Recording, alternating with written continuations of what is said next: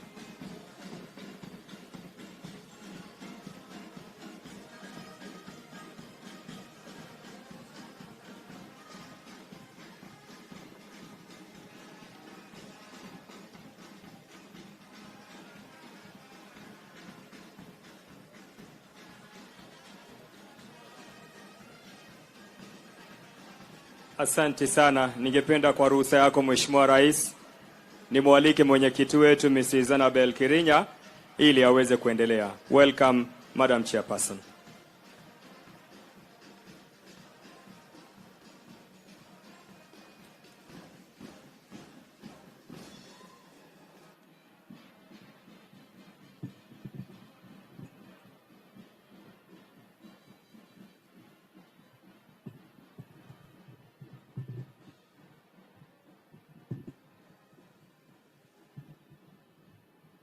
Thank you. Our guest today, Your Excellency Honorable Dr. William Samoei Ruto, President of the Republic of Kenya and Commander-in-Chief of the Defense Forces of Kenya, and also the Society Patron, the Deputy Chief Justice, Honorable Justice Philomena Mwelu, Honorable Aden Duale, Cabinet Secretary, Ministry of Defense, and other Cabinet Secretaries present.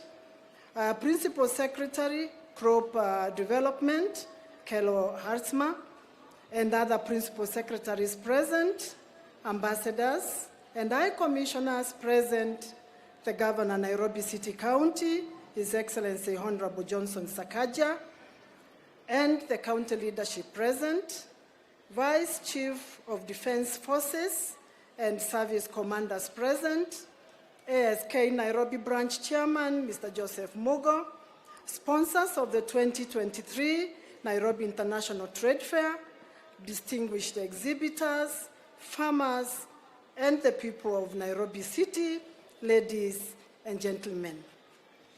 Your Excellency, on behalf of the ASK fraternity, it is now my distinct honor to welcome you to the 2023 Nairobi International Trade Fair. Sir, this year holds a particular significance as it marks the 121st edition since the inception of Nairobi Show in 1902. We are grateful, sir, for your acceptance to grace this event and staying with us from very early this morning till now. To our valued stakeholders, exhibitors, and show visitors, I extend a warm welcome to each one of you, individually and in the groups that you came in. Your unwavering support for the activities of the society is indeed greatly appreciated. Sir, once again, thank you for accepting to serve as the society patron. We look forward to working closely with your administration to realize agricultural transformation and inclusive growth, transform the micro, small, and medium enterprise economy, as well as promote the housing and settlement plan through the Showground Development Program. Your Excellency, we are very pleased to announce that the Society has developed a comprehensive integrated mixed land use master plan with the first phase encompassing Jamhuri Park, Mombasa, Nakuru, and Kisumu showgrounds.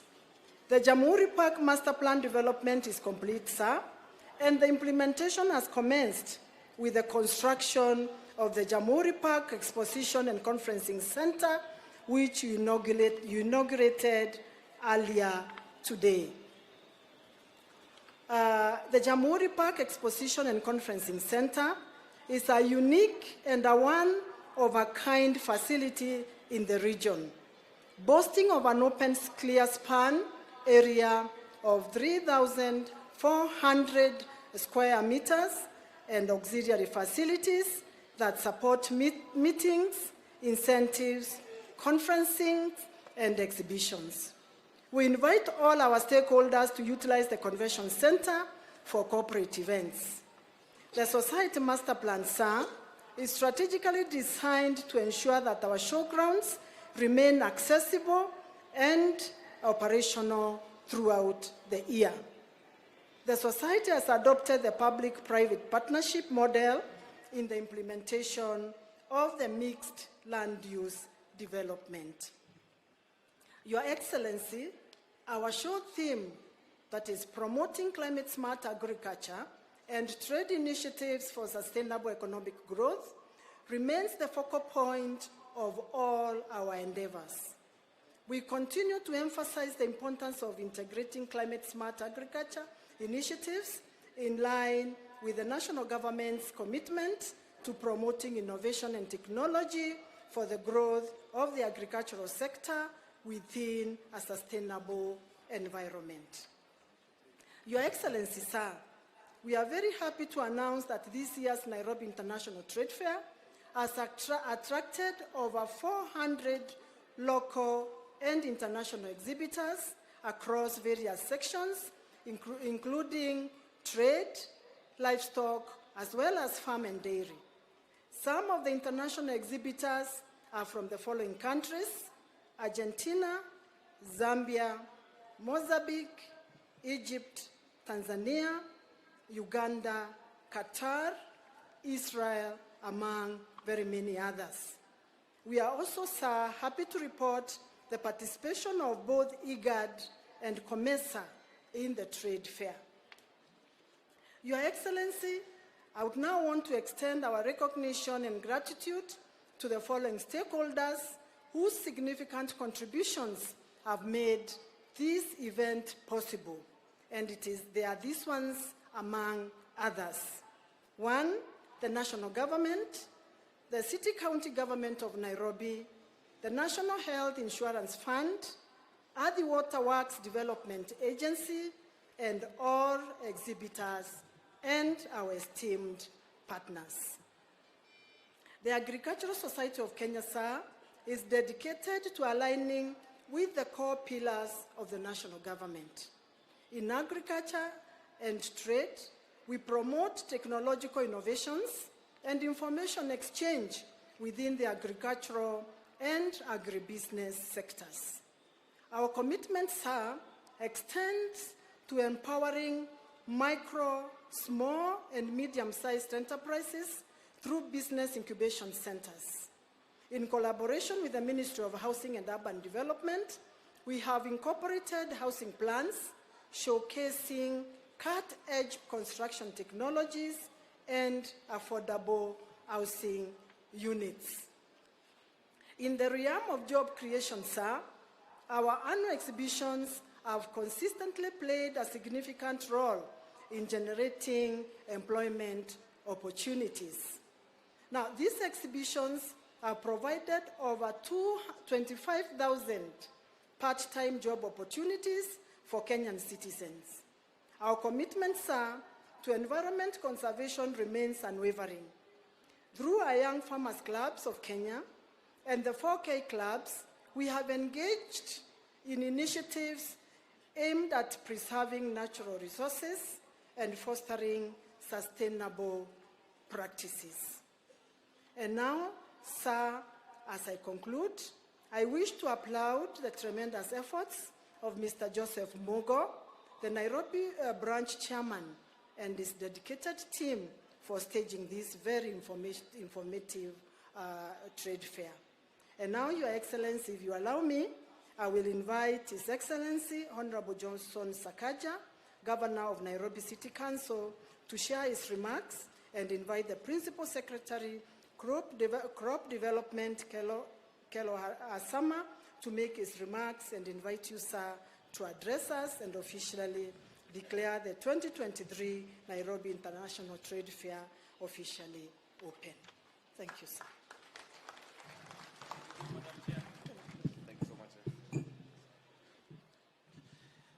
Thank you so much, Your Excellency.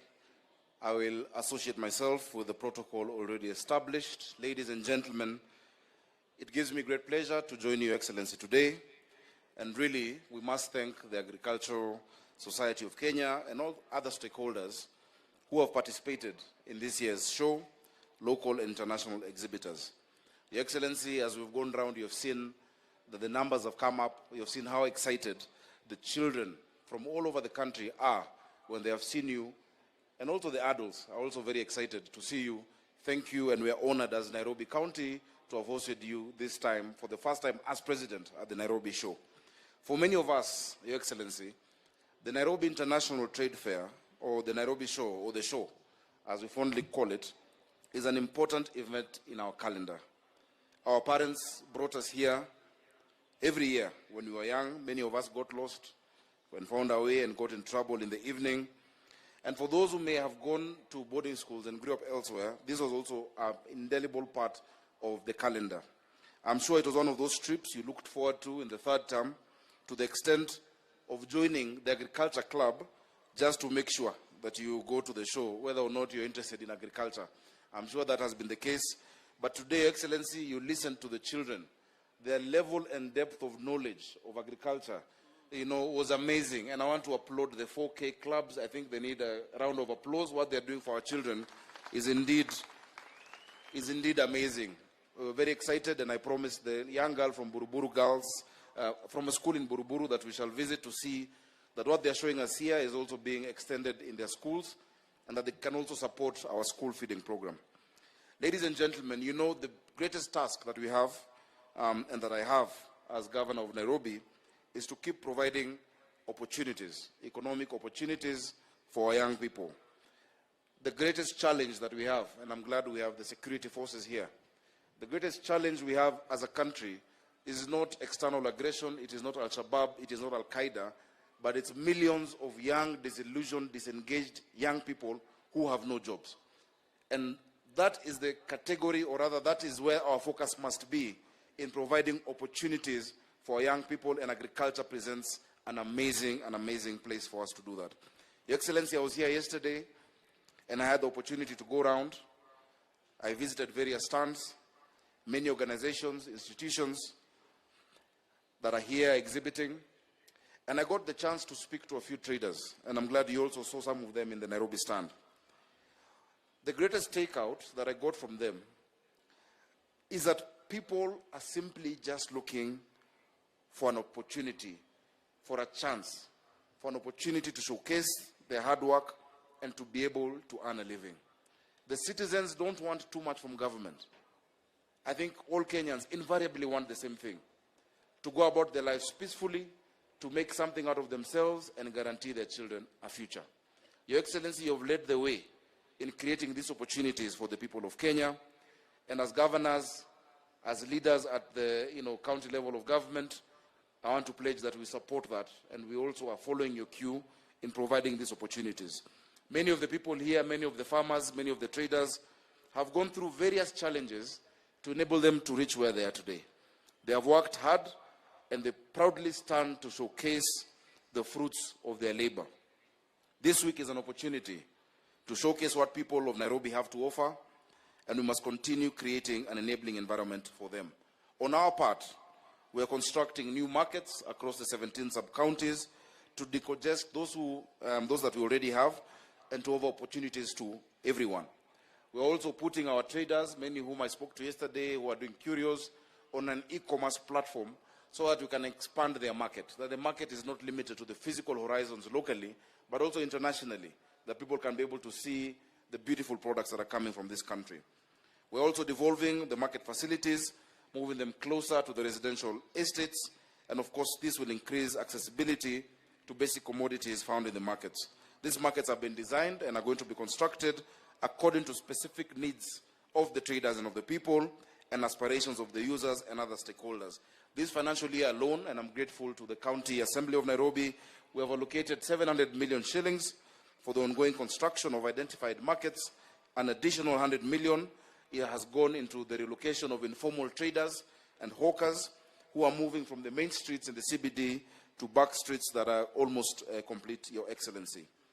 Your Excellency, we are very keen in providing a conducive environment to do business and to support all efforts to promote trade and agri-based investment opportunities. Your Excellency, this year's theme of promoting climate-smart agriculture and trade initiatives for sustainable economic growth is appropriate for the times we live in and is very close to your heart because you have emerged as the climate champion of the continent of Africa. Your Excellency, we hope and we pray, and those of us who are policymakers and implementers must move it from just high-sounding declarations to actual action on the ground and in the areas of our spheres of influence. Climate change is impacting our lives daily. It is impacting our food production and food security. We are very keen on supporting urban agriculture as a county. To grow economically and to be food secure, we must embrace technology and innovation in our agriculture sector to provide an opportunity for those in the sector to increase their productivity while better managing natural resources. I'm very happy, Your Excellency, today you've been able to bust the myth that many think that Nairobi has no farmers. You have seen the farmers of Nairobi.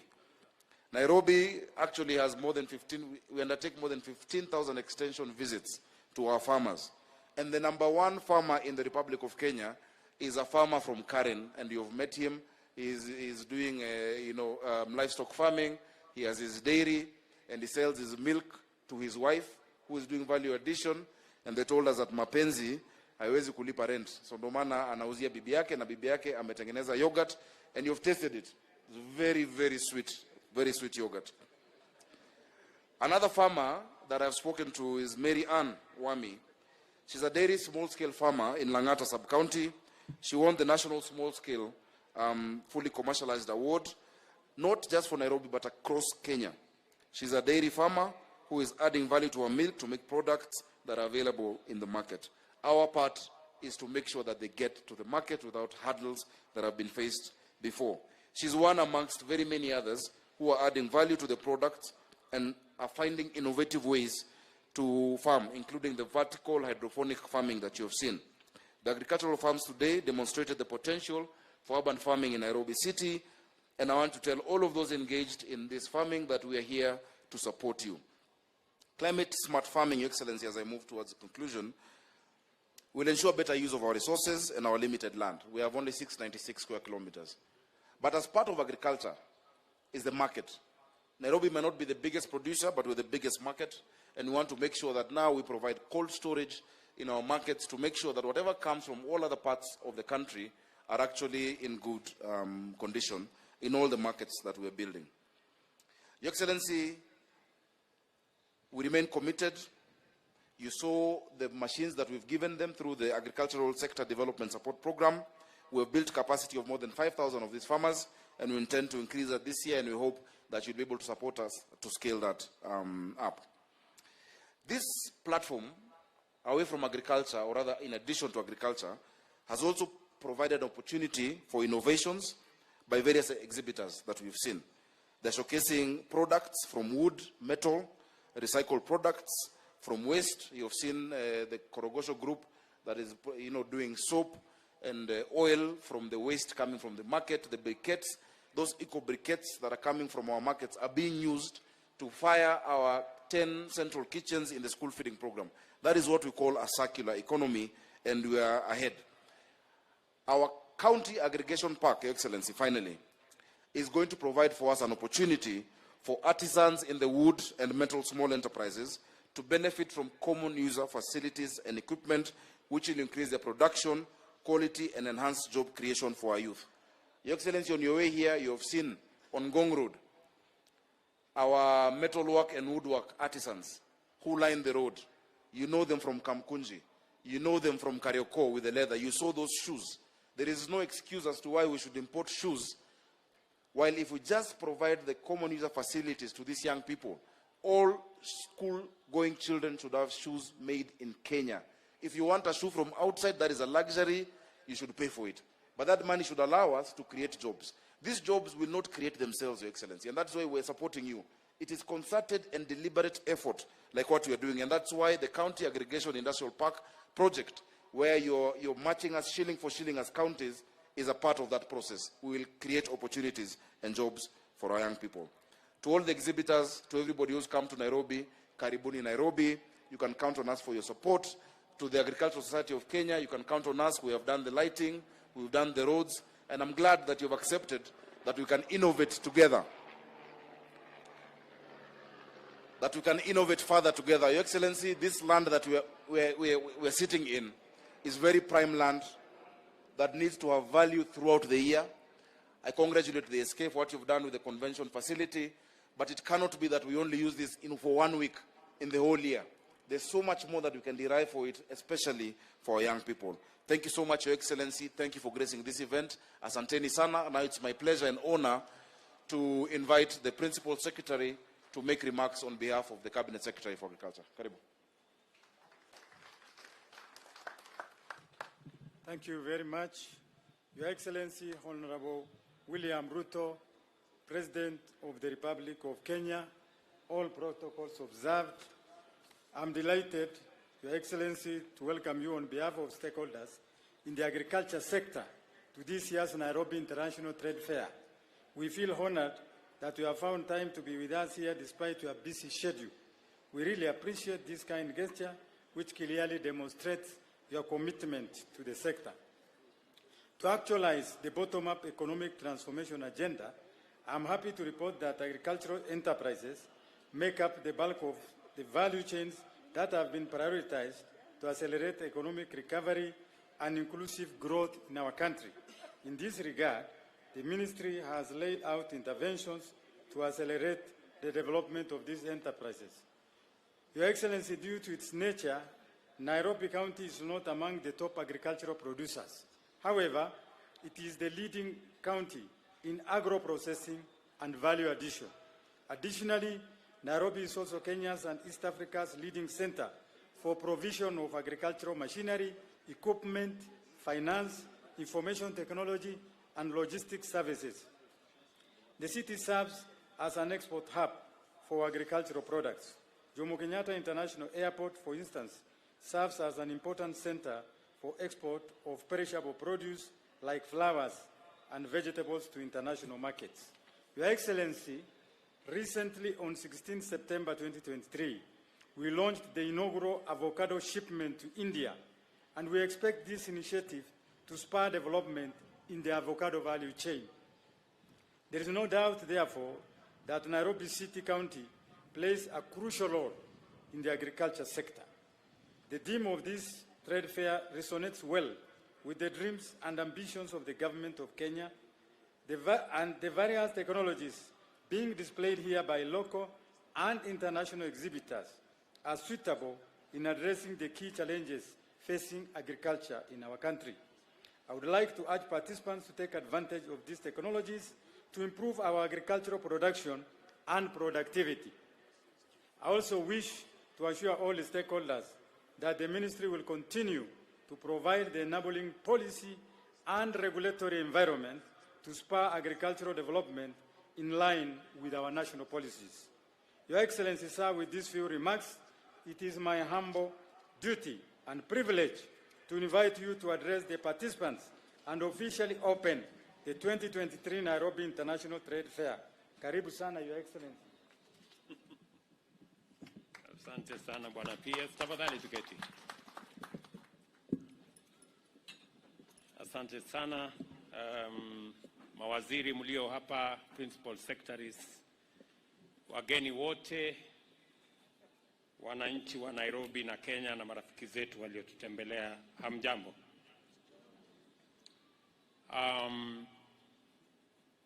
This year's edition of the Agricultural Show of Kenya's Nairobi International Trade Fair is special because it provides us with a virtual opportunity, and a vital one at that, to have a conversation on a broad variety of subjects which define our bottom-up economic transformation agenda. In doing so, it demonstrates the power of agriculture as the engine of Kenya's economy and its potential to propel even greater rates of growth and development. At the foundation of our reflections today, I invite you to consider the intersection of many topics around agriculture and agricultural transformation. To begin with, the idea of elevating the famous Nairobi National Agricultural Show into an international trade fair, where today we have representatives from various African and international and other countries, came out of the realization that agriculture is the prime mover of our nation's economic activity across sectors and beyond our borders. It is therefore critical that we use opportunities such as this to engage a broader regional, continental, and global audience. The conjunction of agriculture and trade is just one, and certainly not the only example of the manner in which agricultural transformation and performance directly affects the performance of other sectors and is also affected by the activities in other spheres of economic pursuit.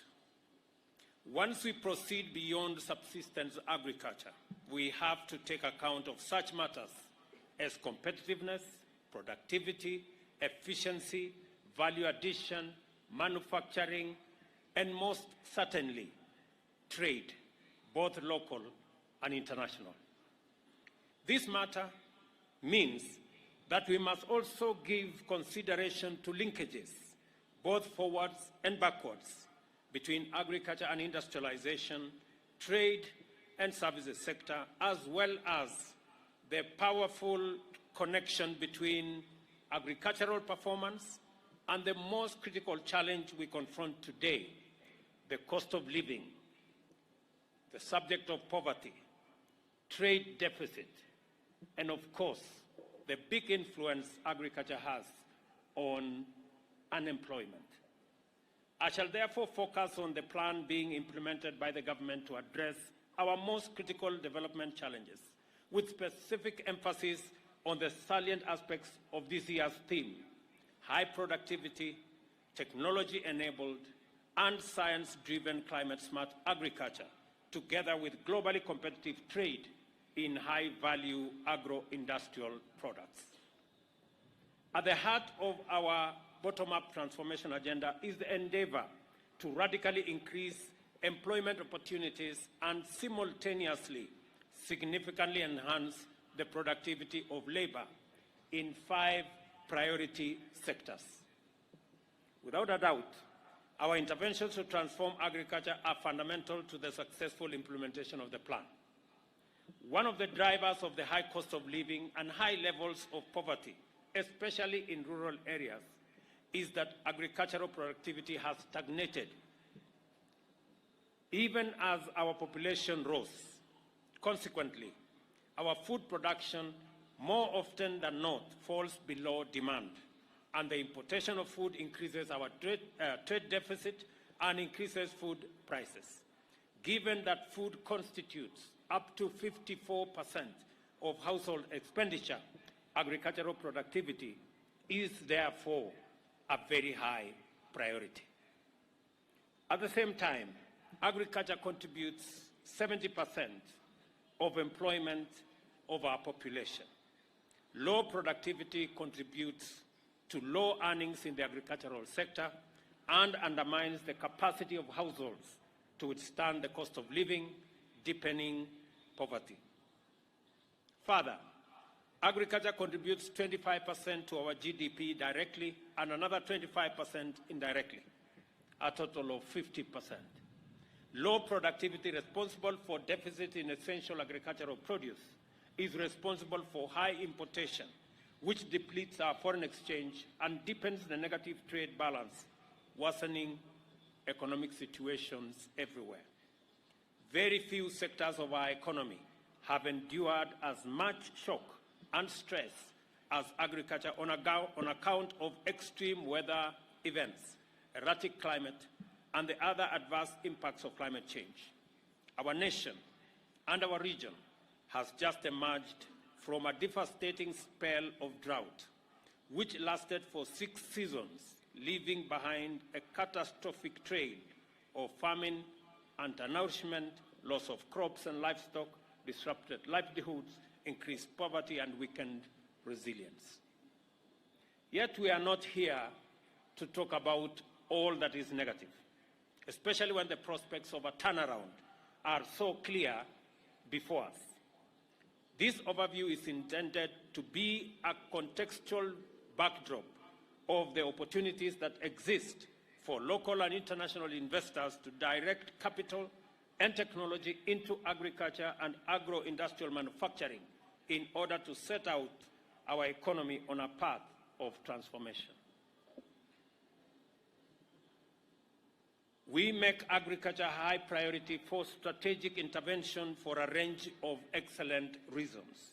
The first, of course, is that directly and positively affects the incomes of 2/3 of our population. Higher incomes not only make a better standard of living possible, it facilitates savings, investment, propelling growth, and makes agriculture offer higher employment and income multipliers and contribute to significant poverty reduction. Equally critical is that such intervention, and intentional intervention at that, addresses the cost of living, especially for the poor who spend up to 60% on food, as well as households in general, for whom food contributes, as I said earlier, 54% of their expenditure. Utilizing our full agricultural potential can mitigate our dependence on food imports, protecting our foreign exchange, and insulating us from vulnerability to international price shocks. At the same time, we remain most globally competitive in agriculture, both in traditional crops like tea, coffee, cut flowers, and vegetables, as well as emerging export crops such as macadamia and avocado. This means that transforming agricultural activity will turn around our balance of trade through increased exports. It is the reason why, as the Governor of Nairobi said, we are expanding the footprints of markets across Kenya. Apart from the markets we are building in the city of Nairobi, we are building another 400 markets in rural areas in Kenya and 47 county aggregation and industrial parks. This will serve as outlets for our farmers. And these facilities will not only have storage, it will also have cold rooms.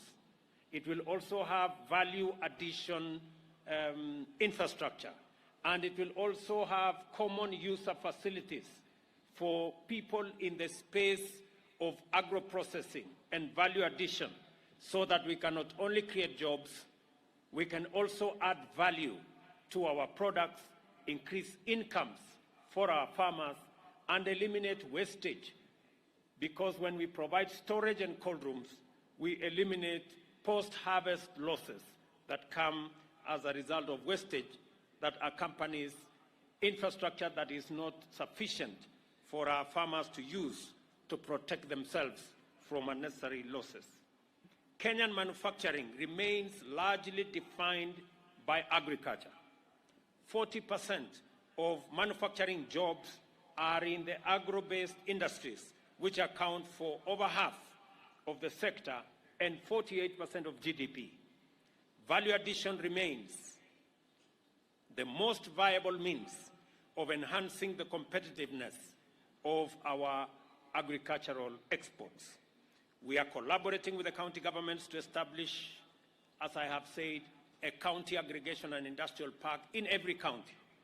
And we have begun the process to roll out the construction. It is my instruction that these county aggregation and industrial parks should be finished within the next 9 months and make them ready to serve farmers across the country. Our bottom-up economic transformation agenda aims to transform 2 million farmers from food deficit to surplus producers and reduce our dependence on basic food imports like domestic oil crops, wheat and rice by 30% through the provision of financing for inputs accompanied by intensive agricultural extension support. Fertilizer alone contributes up to 30% of crop productivity. Since assuming office, we have taken decisive steps to reduce the price of fertilizer through the fertilizer subsidy program from Kenya shillings 6,500 per 50 kilogram bag to 3,500, then further to 2,500. As a consequence, 4 million 50 kilogram bag of soil and crop-specific fertilizer has been distributed so far, with 2 million 50 kilogram bags expected to be distributed for the short rains between now and December, and a further 6 million bags during the season of 2024. Consequently, farmers could afford to grow more crops, resulting in the cultivation of an extra 200,000 acres this season alone, and a projected harvest of 44 million 90 kilogram bag in the long range alone, a 42% increase from a long-time average of 31.3 million bags. To turn agricultural production around to an accelerated growth trajectory, we have also made adequate provision to raise productivity in key food and other value chains, including edible oils, rice, cotton, dairy, beef, and leather, to boost tea sector and reform underperforming and collapse export crop value chains that have challenges like coffee, cashew nut, pyrethrum, and new crops, avocado and macadamia. The promise of this strategic pathway is immense.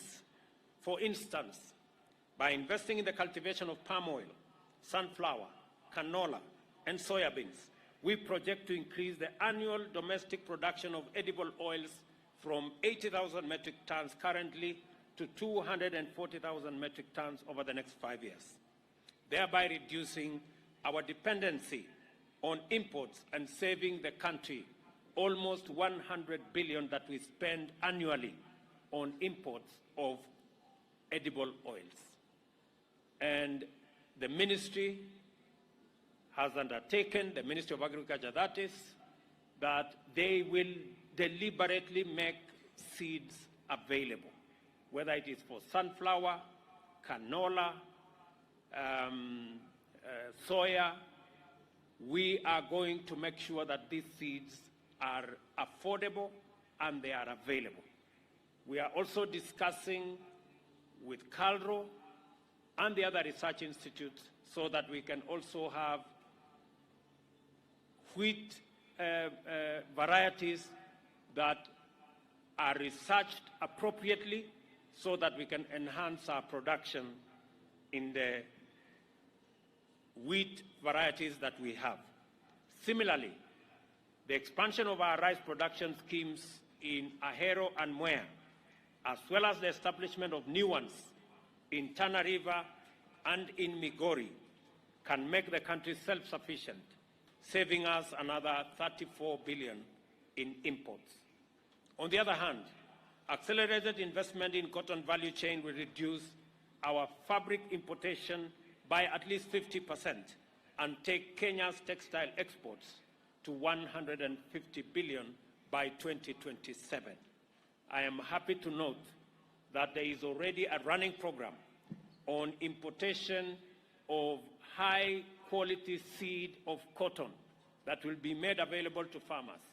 And I am happy that counties are working with us on this aspect of ensuring that cotton becomes the white gold that we always knew it to be. I want to encourage the county governments that are working with us to work with the Ministry of Agriculture as we deliver cotton seed for them to engage in the growing. I want to ask them to work with farmers so that farmers can have access to extension services. Tea is the direct and indirect employer of 6.5 million people, or 13% of our population, including 750,000 farmers in 19 counties. Over the past year, the government has invested 4.4 billion in fertilizer price subsidy for our tea farmers, converting and covering the catchment area of all 54 smallholder factories. The subsidy resulted in a reduction of fertilizer prices from about 5,600 to 3,500, and I have made a commitment to all our tea, coffee, and all farmers in Kenya, including sugar, that we are going to reduce all varieties of fertilizer that are used by all farmers to 2,500 going forward. We have also developed a proposal to establish a framework to provide incentives for investment in local value addition of tea. Keteba, which processes smallholder tea, participated in the inaugural export of the economic community of West Africa states under the EAC and EFTA program. Under the coffee revitalization program, 72 factories are earmarked for upgrading. Additionally, farmers are to be provided with seedlings and fertilizer at subsidized prices. The aim is to increase productivity from 2 kilograms per tree to 10 kilograms and raise production from 50,000 metric tons to 102 metric tons per annum by 2027. I want to assure coffee farmers that the government of Kenya will work with all stakeholders to ensure that wastage, inefficiency, corruption, and other malpractices are eliminated. Farmers must get a good return for their crop.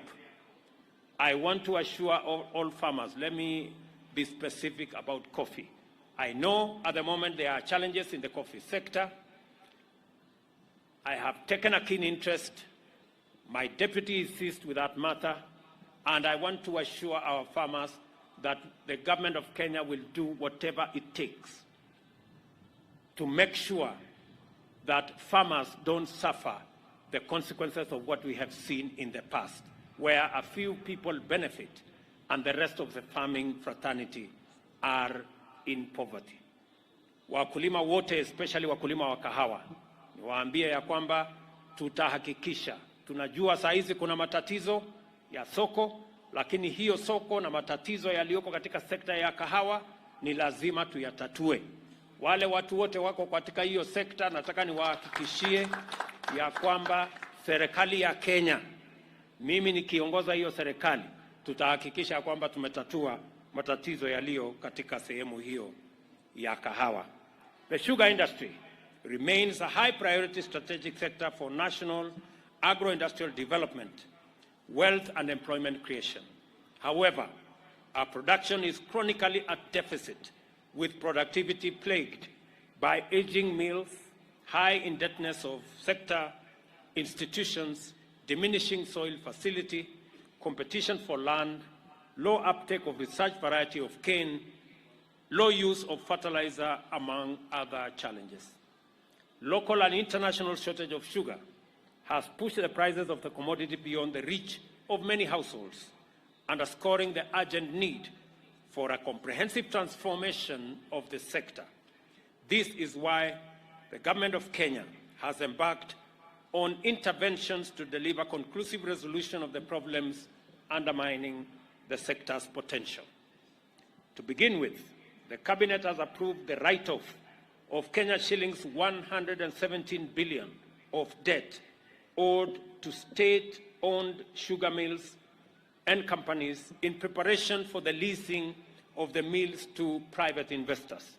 The aim of the intervention is to inject competitiveness to the sector and ensure that at the expiry of the leases, the land reverts back to communities under a cooperative model. We have also been not afraid, and neither have we hesitated to take difficult decisions to restore sanity in the sugar sector. Regulatory reforms are being undertaken to empower farmers and give stakeholders a say in the affairs of the sugar industry. We remain vigilant and shall closely monitor progress to ensure that government decisions to advance the interests of the sugar growers and consumers are fully implemented in a timely fashion. The conversation we have initiated with leaders from the sugar belt will be sustained until we find a lasting solution to the chronic challenges that have brought the sector to its knees and impoverished thousands of hard-working farming households. On leather, we are investing 1.7 billion in the 2023-2024 budget to develop the leather pack industry in Kenania. There will be more investments by government and private sector to further transform the leather value chain into a globally competitive finished leather and leather goods manufacturing industry and reduce importation of leather goods, especially footwear. As a short-term measure to mitigate the high cost of food, the government has waived duty on imported maize, rice, sugar, and raw materials for manufacturing of livestock feeds. Specifically, in this year's budget, we have waived duty on yellow maize for animal feed production. I will shortly have a conversation with all the manufacturers of our animal feed so that we engage and find ways beyond the interventions we already have to ensure that our dairy, leather, and in general livestock sector is taken care of. 2/3 of our country's agricultural land requires irrigation, but only 4% is under irrigation. I believe that irrigation is a singular transformative intervention that will liberate agricultural productivity from low and erratic rainfall patterns and enable farmers to be in active production throughout the year. And that is the reason why we have a comprehensive government program to ensure that we harvest and store water in dams, in microdams, in ponds, and a comprehensive program is being undertaken by the Ministry of Water and Irrigation and working with the private sector under the PPP program to ensure that we increase the land under irrigation from the current 60,000 to 250,000 by next year and 500,000 hectares in 5 years. Aside from productivity, another key challenge to the performance of the agricultural sector is the subdivision of land holding into units that are not agriculturally viable, and pressure on available land by settlement and other users. And it is the reason why our affordable housing program, which is currently underway, is partly a solution to reversing the land fragmentation that is going on, so that we can use other alternatives of settlement in our affordable housing program and release land that currently is being used for settlement for agricultural productivity in our land consolidation program. This will go a long way in ensuring that we deliver on our commitment on increasing food production and enhancing food security in our country. We are intentional about actualizing our vision for agricultural transformation through increased productivity and determined to prosecute a direct line of attack against the high cost of living, poverty, and unemployment. We have embarked on the focused execution of the plan to enhance productivity in several agricultural value chains to promote self-sufficiency and also export competitiveness. We expect the fruits of this intervention to begin accruing shortly, and in the maize, especially in the maize harvesting season, through sustained affordability of stable and other food commodities. In all our interventions in supporting production, we have chosen the prudent and promising option to subsidize production. We have chosen to take the side of farmers, Kenya's foremost hustlers, and the people at the bottom of the economic pyramid. We have embraced bottom-up transformation of the foundational sector, that is agriculture, in order to ignite the engine of our national development. And in doing so, we have intervened to bring all the variables within our reach, affecting the cost of living under control through strategic investment in critical value chains. This leaves us with a separate undertaking of managing the variables beyond our control, which are subject to global market and supply chain dynamics. I wish to emphasize that for the benefit of the local and international investors, that all the strategic interventions in various sectors and value chains represent attractive investment opportunities that will generously reward smart capital, especially capital that concerns itself with appropriate technology and innovation.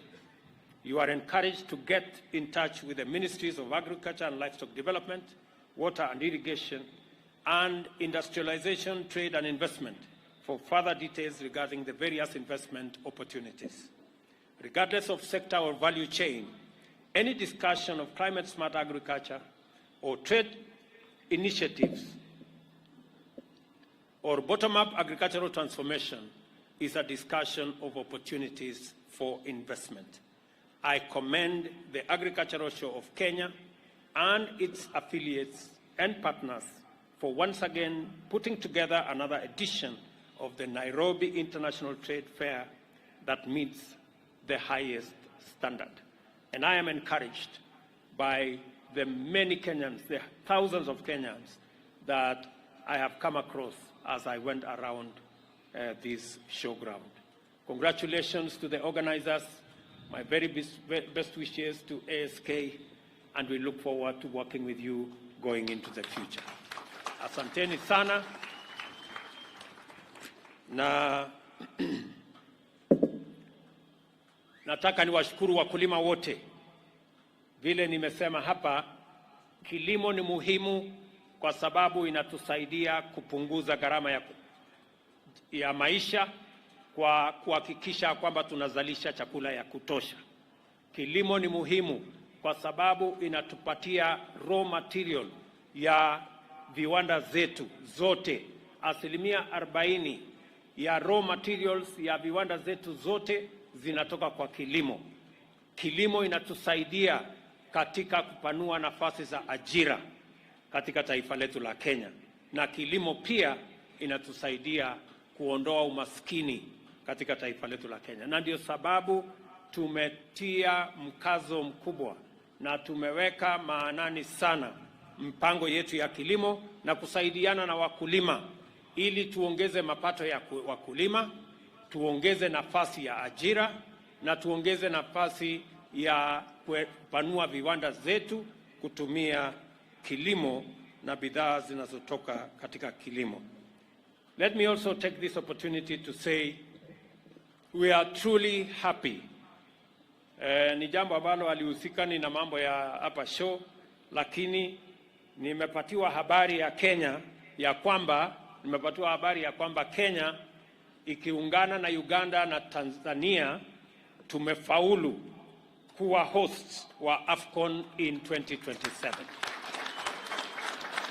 Nataka nipongeze wizara yetu ambayo inasimamia michezo na washikadau wote katika sekta hiyo kwamba ile mpango tumekuwa nayo ya kubadilisha mambo katika sekta ya mchezo sasa inaanza kufua dafu. Many people never believed that we had a chance of hosting AFCON in 2027 because of the state of our football and the state of our sports in general. But I am very proud today that Kenya, together with our partners in Uganda and Tanzania, jointly we have won the right to host AFCON in 2027, and we are very proud of this achievement. We will now mobilize every resource. We will mobilize every person and every sector to make sure that we deliver a world-class football event in 2027. We will make sure that whatever infrastructural facility that are required will be made available to make sure that we move Kenya to the next level in our sports industry. Asanteni sana na Mungu awabariki. Thank you. Asante sana Mheshimiwa Rais. Nitamwomba ruhusa Mheshimiwa Rais kutulia kidogo kwenye kiti chake ili tuweze kujipanga kwa wale ambao wanaopokea awards. Nimwalike Bwana John Kibera na CEO wetu wajongee hapa mbele ili tuweze kujipanga. Na wale wote ambao wanaohusika in the awards, kindly we meet on my left. CEO and Mr. Kibera. Your Excellency, the President of the Republic of Kenya, the Society Patron, we kindly request you to present the following members who have rendered exemplary and continuous service to the ASK. We start with the live governance position, 25 years. Cleophas Okore.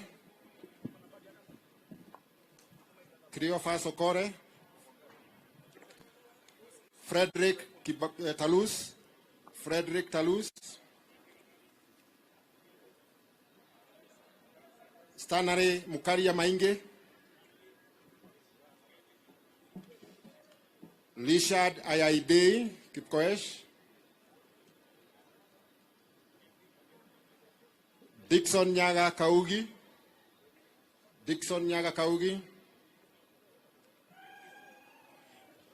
Mere Oengo Omolo. Daniel Kenyajui Waidaka in absentia. Patrick Kalega Munuhe.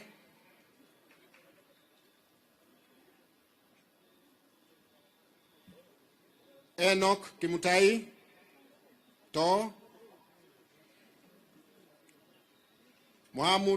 Mohamed Bure.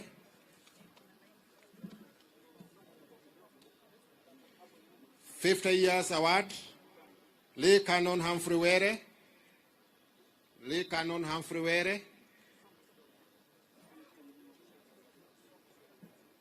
50 years long service award. 40 years award, Joseph Mugo.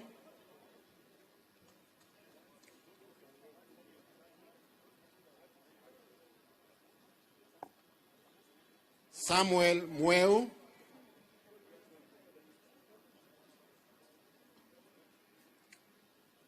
Thank you, Your Excellency.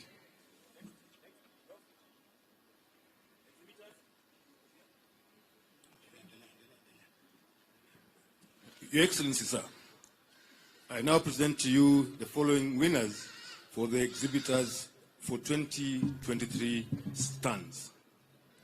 The best stand that interprets a show government is the Kenya Defence Forces. The best innovation and intention stand, Kenya Defence Forces. Tuwape makofi Kenya Defence Forces. Na rais ndiye amiri jeshi mkuu wa majeshi yote. The best stand that interprets current show theme, education and research, University of Nairobi.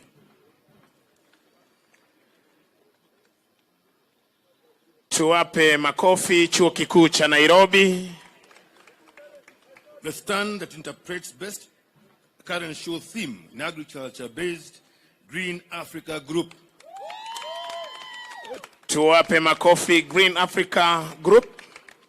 The stand that interprets best current show theme in an agro-based and financial industry, Kenya Commercial Bank. Tuwape KCB makofi.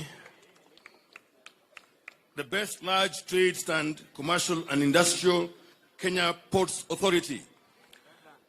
Tuwape KPA makofi mazuri. The best stand that demonstrates the application of the environmental standards, Kenya Ports Authority. The best stand that the small trade stand, commercial and industrial, Kenya Cooperative Creameries, Kenya.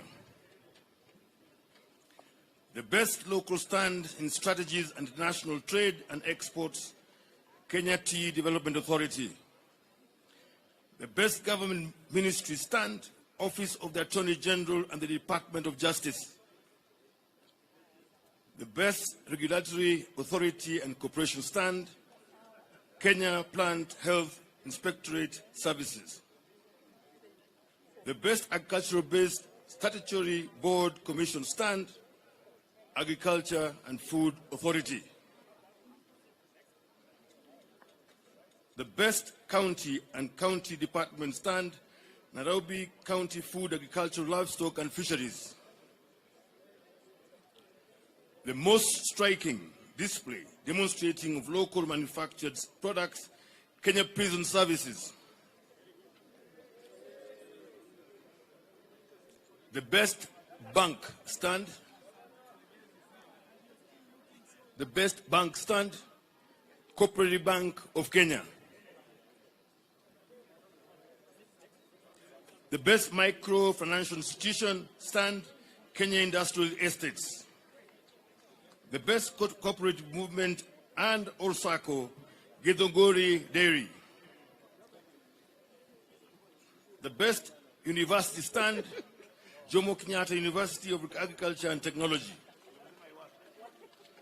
The best tertiary level education institution stand, Kenya Medical Training College.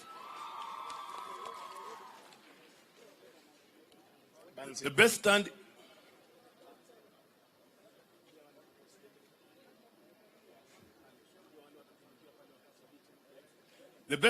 in research and development and seed, Kenya Seed Limited.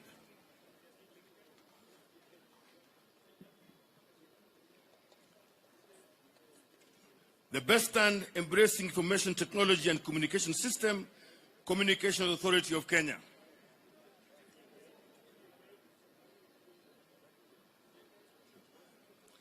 The best government social function stand, the judiciary. The best organization, association, community projects stand, Kenya Forest Services. And finally, the best media stand, the presidency, State House.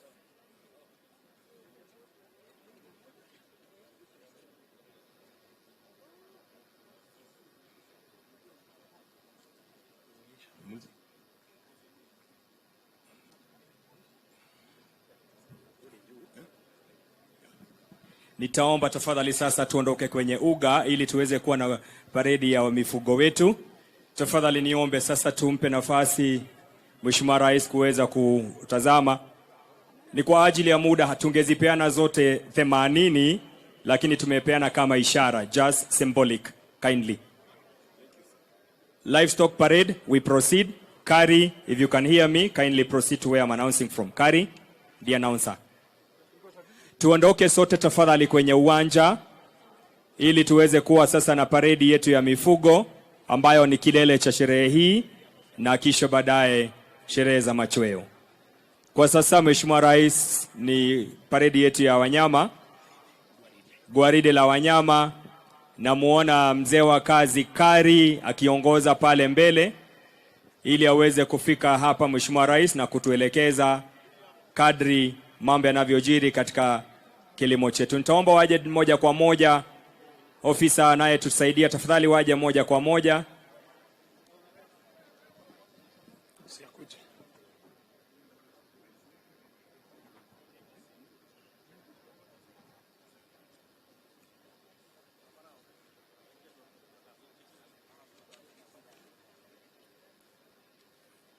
Kumbuka kwamba ni siku rasmi, siku ya leo ambapo tumekuwa na mlezi wetu Mheshimiwa Daktari William Ruto, rais wetu wa Jamhuri ya Kenya na amiri jeshi mkuu wa majeshi ya ulinzi, hapa katika maonyesho yetu ya kimataifa ya biashara, ukipenda 2023 Nairobi International Trade Fair. Siku ya leo tukizingatia masuala ya kilimo bora ili kuweza kujitosheleza na kilimo na hata kuweza kuboresha uchumi wetu kupitia masuala mbalimbali yanayoambatana na kilimo. Kari, kindly let us reduce the parade too far. May we reduce it kindly? We cut in. Thank you, Kari. Kindly bring it in. Calvo.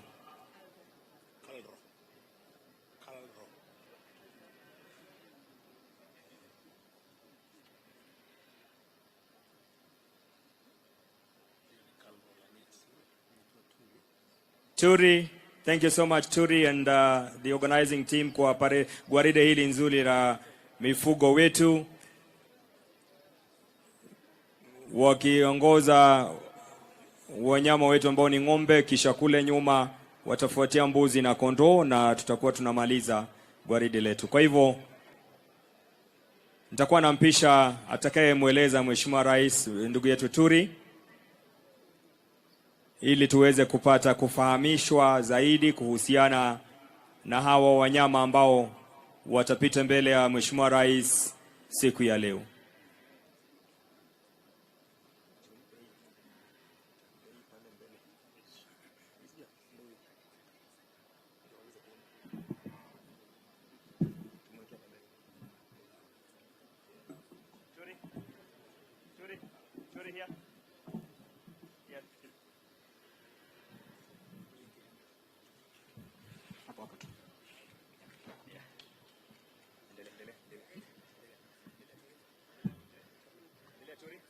Yeah.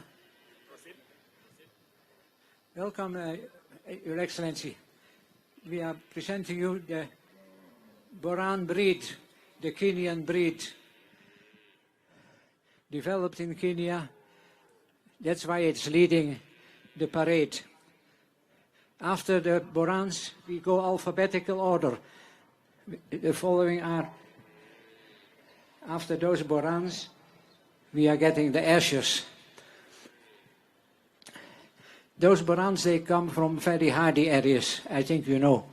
And they always come with the young ones because they can't leave them at home. They must come.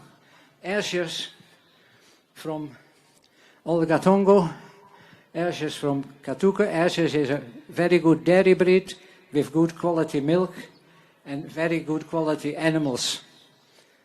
After that, we get the Holstein Friesians from Namandala. They are very beautiful animals and very good as well. We did judge them this morning, and I hope the champion of the Friesians will be here as well. Dairy Cattle Research Navasha as a champion. Nyara Herd has done very well with her animals, and they are very beautiful. Now, where are the other animals going now?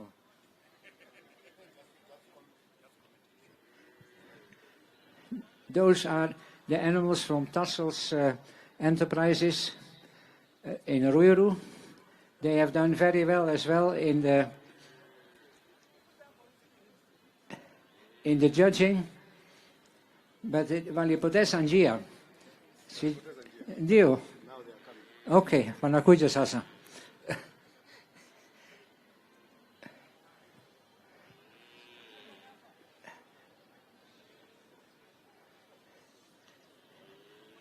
All those black and whites are Holstein Friesians, and it is a very popular breed because it produces a lot of milk. And people ask sometimes, why do people only keep Friesians? And why? Because the milk price is attached to volume, and Friesians are known to produce large volumes or large quantities of milk. We have Tassels Farm Limited here from Ruto. They have done very well in the judging. They have a champion, the junior champion, a very beautiful animal, very nice animals. After Tassels, we have ADC Olgatongo. We have the Guernseys from Kitale. They are very beautiful animals, and they produce the golden Guernsey creamy milk. It is AA milk, which is having really very good properties. Now we have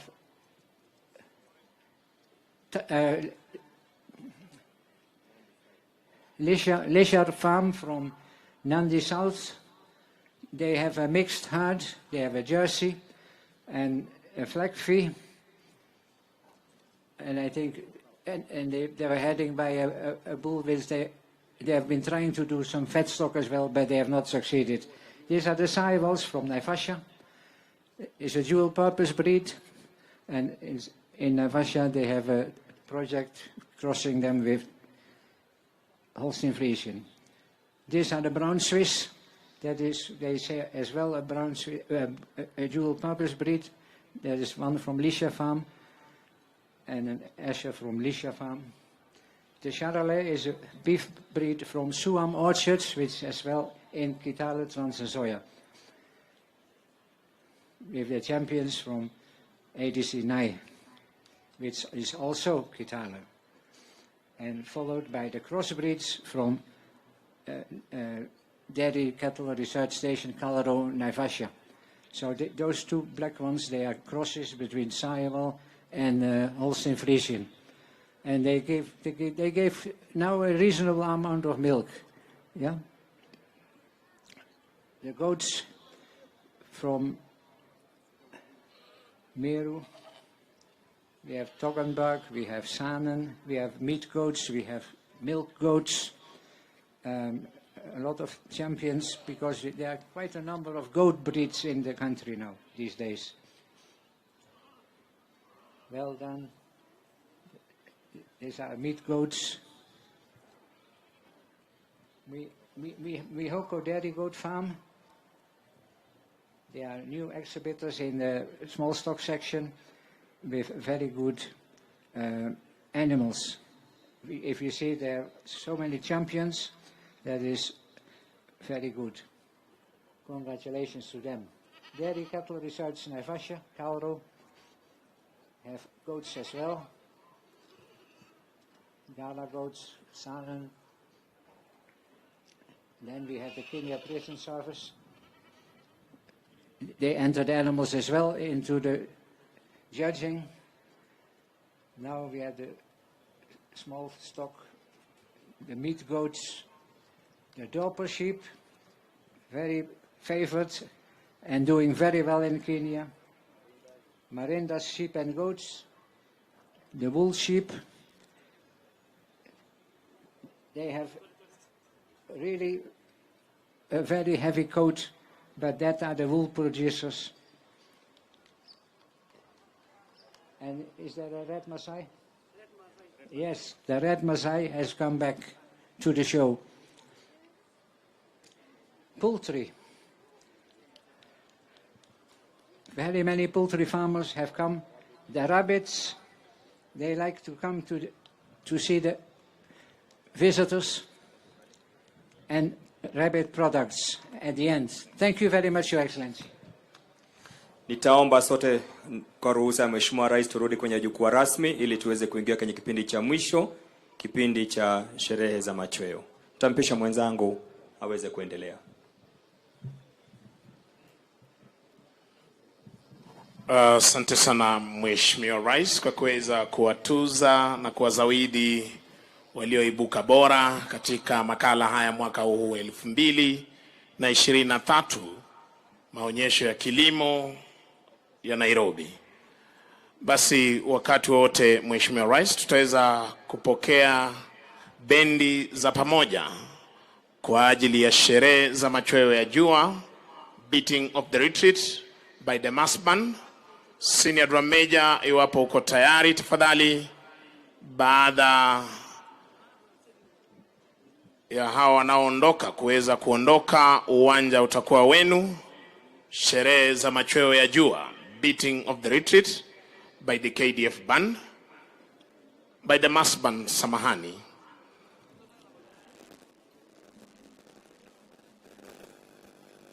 Hizi ni bendi za pamoja zinazohusisha asasi zote za usalama. Bendi ya jeshi letu la nchi kavu, jeshi la wanaanga, jeshi la wanamaji, National Police Service, Administration Police, Kenya Prison Service, Kenya Wildlife Service, Kenya Forest Service na vijana wa huduma kwa taifa.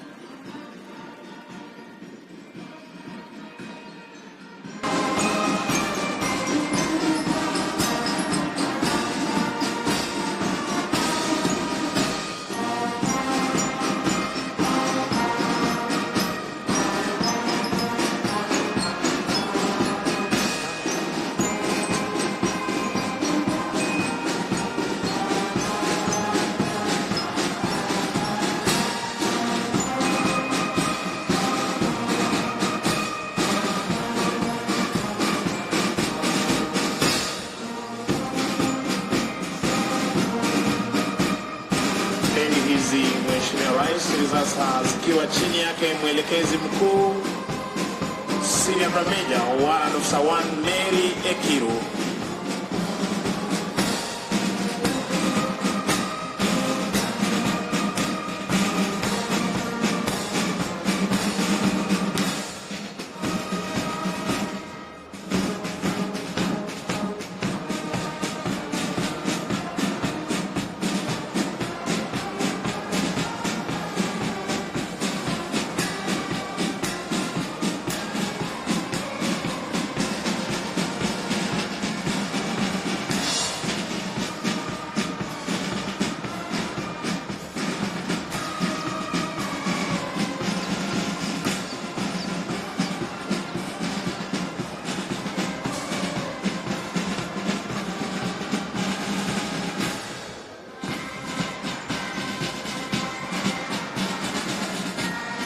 Nilivyokuwa nimesema hapo awali, ni bendi za pamoja zinazohusisha asasi zote za usalama, bendi ya jeshi letu la nchi kavu, jeshi la wanaanga, jeshi la wanamaji, polisi wa taifa, General Service Unit, Administration Police, Kenya Prison Service, Kenya Wildlife Service, Kenya Forest Service, na vijana wa huduma kwa taifa.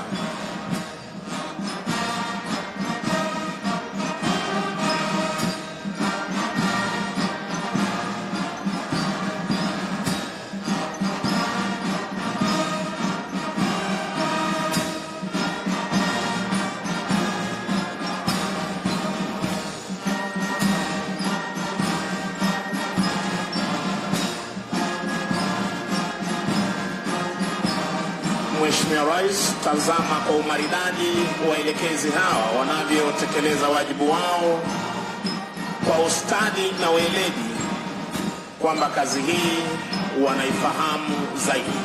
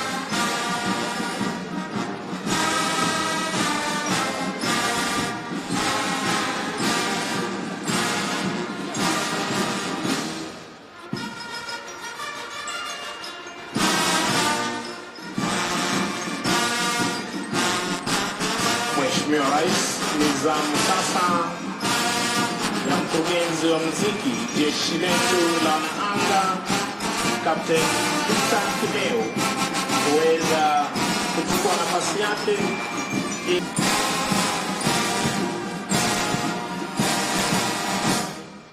Kwa heshima Mheshimiwa Rais, niombe sote tusimame kwa ajili ya wimbo wa Injili, wimbo wa kushusha bendera, wimbo wetu wa taifa na wimbo wa Jumuiya ya Afrika Mashariki.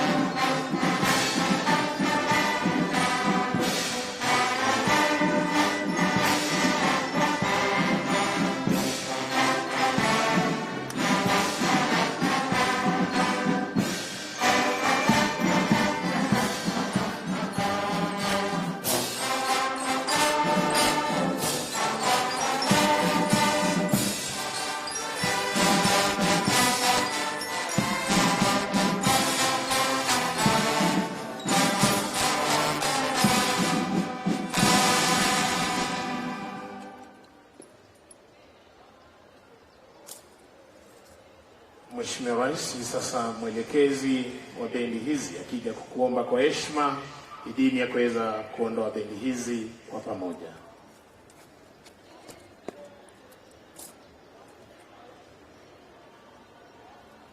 Your Excellency, may I have your permission to march off the mass pansa?